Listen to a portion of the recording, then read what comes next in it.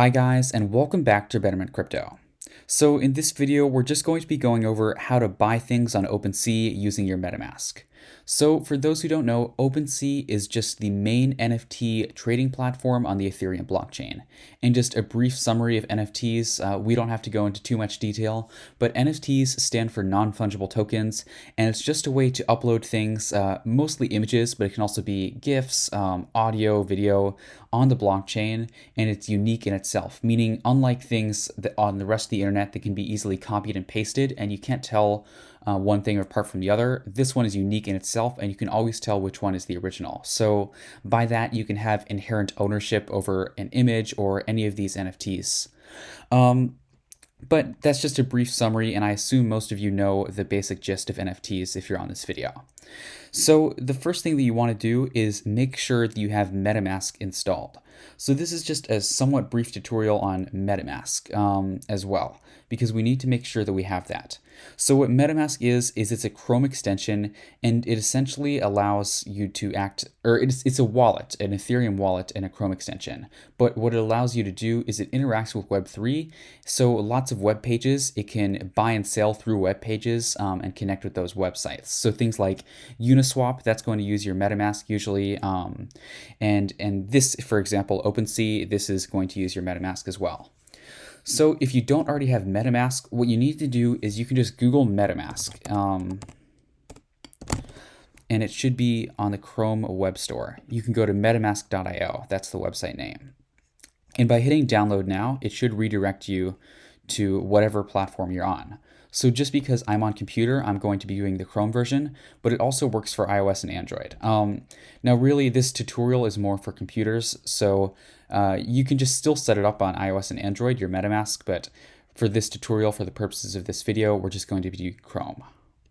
So I'm going to hit install MetaMask for Chrome, and it will bring me to the Chrome web store.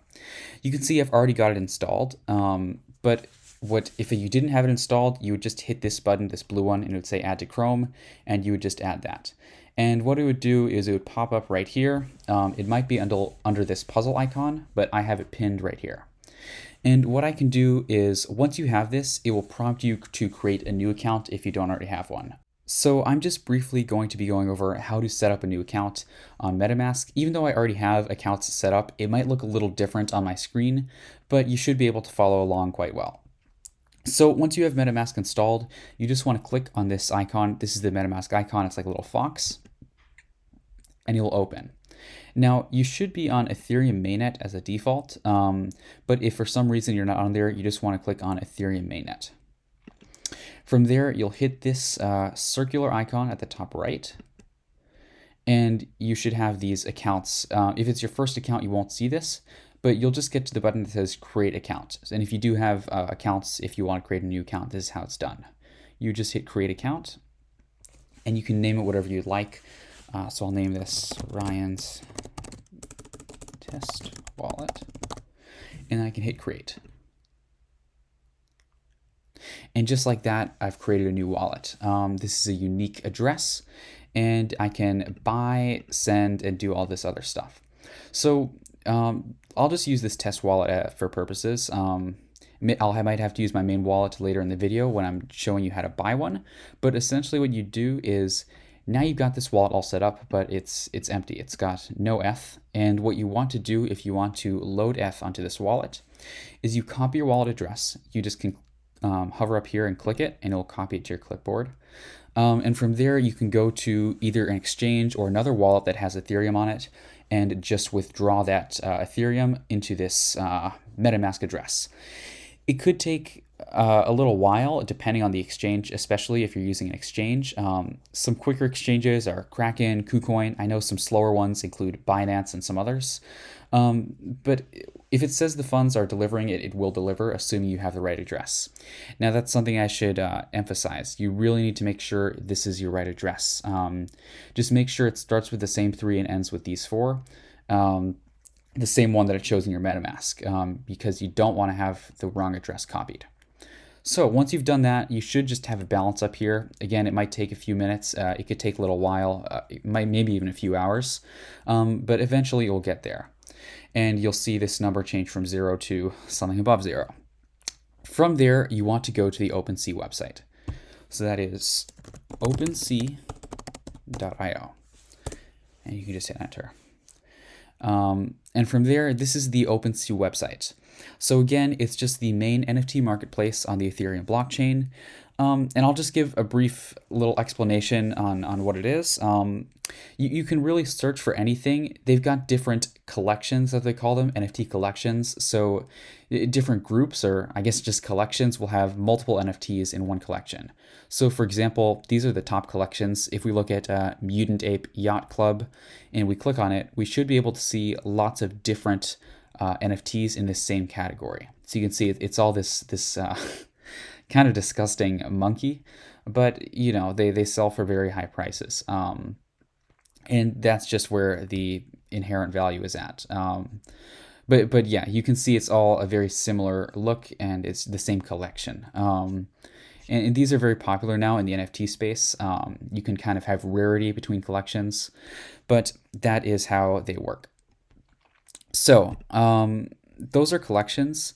And another thing that you can do regarding NFTs is lots of people, they like to research which NFTs they're trying to buy first before they buy them. Because for lots of people, the hope is to buy an NFT, not necessarily because they're willing to pay hundreds, thousands, or tens of thousands of dollars just to hold on to an image, but rather they're trying to use that as an investment in order to sell it or flip it for a profit. It doesn't always work out. It's quite risky, because if for some reason no one wants to buy the image that you've bought, you're left with an investment that's gone down by 100%, right? You've just poured in a bunch of money into an image and you can't do anything with it. But on the flip side, no pun intended, there are lots of people who are able to flip these NFTs for large amounts of money, large gains percentage-wise. Especially for the NFTs that are very high in value. And we'll get into gas and a little things later, because on this Ethereum blockchain with NFTs particularly, you are going to be spending a relatively large amount in gas fees, and that's something you can't avoid. So in that case, you just want to make sure that you're willing to risk that, because especially if you're buying an NFT that's smaller, like an $100 NFT, and you're paying $200 in gas, it doesn't really make sense to do that. But to each their own. Anyways, going into finding which NFTs to buy. This isn't a video on how to buy the best NFTs, but just something that people like to do is they like to look at rankings. They like to look at stats. And what's great about OpenSea is if you scroll down just a bit, you'll get to this page that says top collections over the last however many days or weeks. And you just want to hit this blue button that says go to rankings. And here there's a good bit of data on all of the rankings for the NFTs and the collections that they sell on here. So we'll just, for the purposes of this, we'll just look at the last 7 days, and here they've got the volume. So it's sorted by volume in descending value. So the most volume is at the top. And this means in the last 7 days, the Mutant Ape Yacht Club, has had over 25,000 Ethereum in volume, which is kind of crazy when you think about it. Just in the last 7 days, people have spent 25k ETH just sending these images back and forth between wallets. But that's where it's at. And you can also see the 24-hour price change as well as the 7-day price change. You're going to notice a pattern that lots of them are very violent price changes. So you're not going to see something like, oh, you know, Mutant Ape Yacht Club is down 2% today. It's not like the Dow Jones or something. You're going to see very violent ups and downs. Very, very common in the NFT space. And that's a reason why lots of people like it. They like the risk involved, they like the thrill of it, and they also like the prospect of potentially gaining lots of, if you look at these 7 days, for example, lots of these over 100% values, or sometimes even more. So that is the volume, 24-hour percent price change, 7-day percent price change, the floor price. Now, the floor price is I guess you could say it's a term in the NFT space. And all it means is the floor price is the lowest price that's an NFT is selling for in that collection. The lowest price an NFT is selling for in that collection. Meaning, Out of this whole collection of Mutant 8 Yacht Club, and you can see there's over 17,000 different NFTs here. The lowest price that anyone is selling for there is 14 and a quarter Ethereum. It's quite a lot. And you might not think that's a huge indication, but the floor price really is a large indication because it kind of shows where the market's at. If you're thinking of kind of buy and sell orders or buy and sell walls, when you're thinking about centralized exchanges, it's kind of the same. Like this is the lowest price that sellers are willing to sell at. And it's often, if you hold this NFT and assuming there's a decent amount of volume, that you're likely going to get higher than the floor price, assuming that your thing that you're going to sell is higher than the lowest bidder, you could say. Especially when you take into account things like rarity, which can really affect the prices of these. Like, for example, some things, they might be very rare in their computer code. Like it would be very rare for a certain image to be generated with certain aspects. Like if someone's wearing a hat and it's a very rare hat, that might be larger rarity. It might sell for more. It might seem a bit abstract if you're kind of new to the space, but that's how it works. Another thing people like to look at are owners and items, right?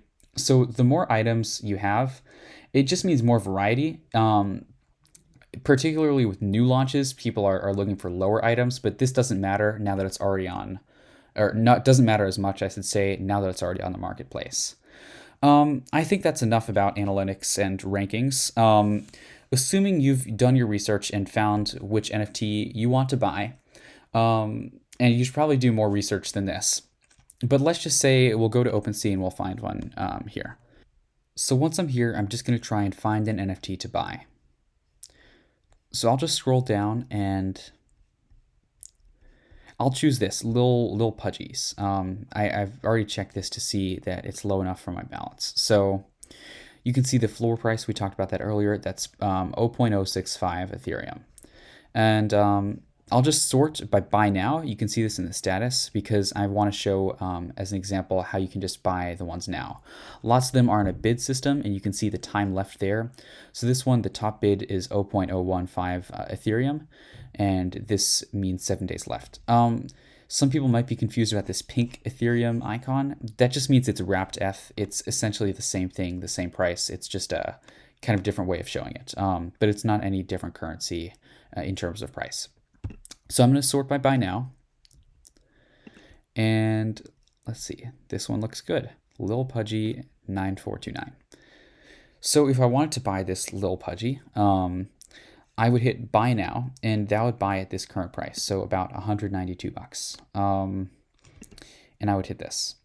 Assuming you have enough in your wallet, it should be able to go through. It will have this checkout screen and then confirm checkout. And once you do this, you'll be greeted with this Metamask screen. So what I wanted to point out here is it's very important to take note of the gas fees. The gas fees, that's money that's just going to waste. You're not putting it towards anything, and it's just a fee. And that is currently around $117. So if I were to buy this, I might have to think about, is it worth throwing in, not almost half, but a little under half of my total cost for this NFT, which is $192, into gas, which I'm never getting back. In total, it would be a $305 purchase. So you just have to think about that. Obviously, the larger prices you get, that gas doesn't really change. So that maybe is an encouraging factor for you to get larger, higher priced NFTs. But that's just something to take into consideration. And if you want to edit your gas fee to make it a little lower, you can hit edit and make this low. It doesn't make that much of a difference, really. You can see it's just a matter of cents, really. So at this point, I keep it at medium, and sometimes it goes below this. You just kind of have to keep track of the network. And hopefully with Ethereum 2.0, this will get fixed.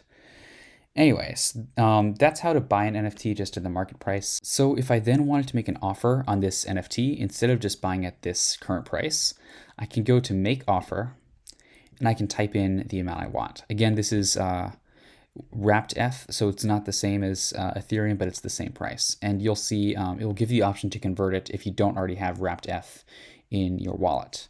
But what you want to do is just type in the amount. So I'll type in an amount here. And then you can choose when it expires. So this says in 7 days, this offer will expire, and I can choose when that happens. So the defaults are 3, 7, a month, and you can choose a custom. But I'll just keep it at 7 just for the purposes of this.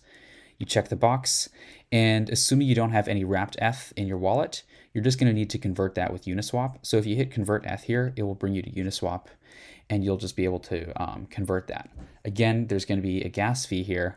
So you just want to be careful with that, that you're not spending too much gas, because when it goes from gas fees to converting your ETH and then buying an NFT and then selling it, you're easily going to rack up hundreds, if not thousands of dollars in fees. So that's how to buy NFTs on OpenSea with your MetaMask. I hope this tutorial helped you a little bit. And if you have any questions, please feel free to leave them in the comments below. All right, thank you very much for tuning in to Betterment Crypto, and we'll see you in the next video.